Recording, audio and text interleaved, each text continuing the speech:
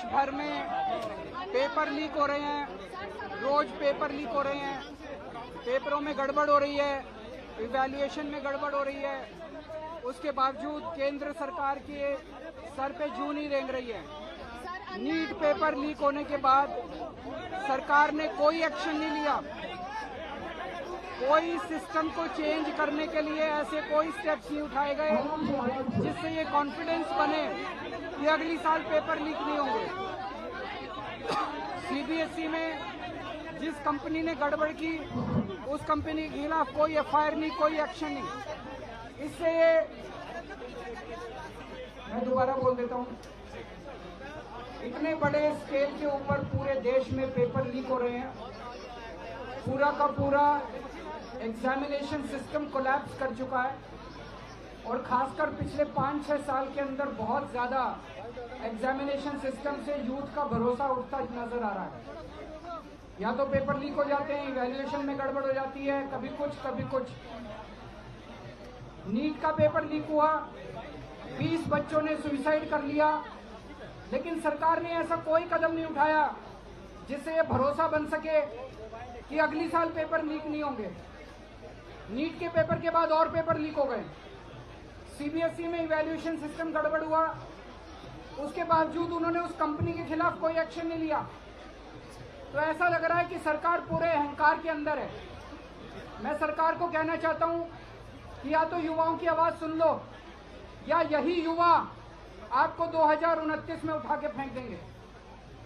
दूसरी बात, एक तरफ धर्मेंद्र प्रधान का इस्तीफा तो होना ही चाहिए, लेकिन मेरी प्रधानमंत्री जी से निवेदन है और देश के 140 करोड़ लोग चाहते हैं कि धर्मेंद्र प्रधान की जगह सोनम वांगचुक को देश का शिक्षा मंत्री बनाया जाए।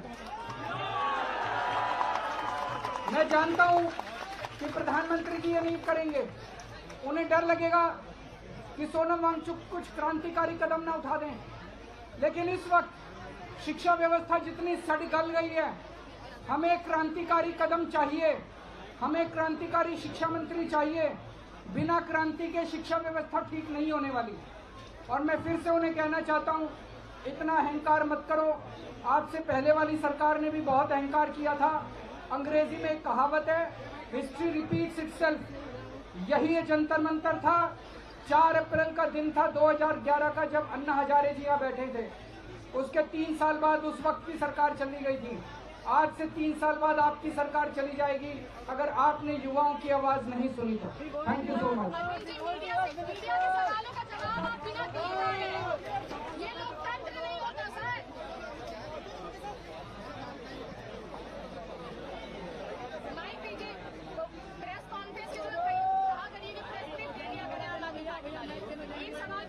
क्या होगा, जो नया आएगा हो सकता है वो भी अच्छा ना हो। तो उस सवाल सबके दिमाग में था, मीडिया के दिमाग में था, हम लोगों के दिमाग में था। उसका जवाब आ गया कि धर्मेंद्र प्रधान को हटा के आप नितिन गडकरी को मत बना देना, स्मृति ईरानी जी को मत बना देना, आप सोनम वांगचुक जैसे साइंटिस्ट को देश का शिक्षा मंत्री बनाएंगे तो पूरे विश्व में एक बहुत बड़ा मैसेज है।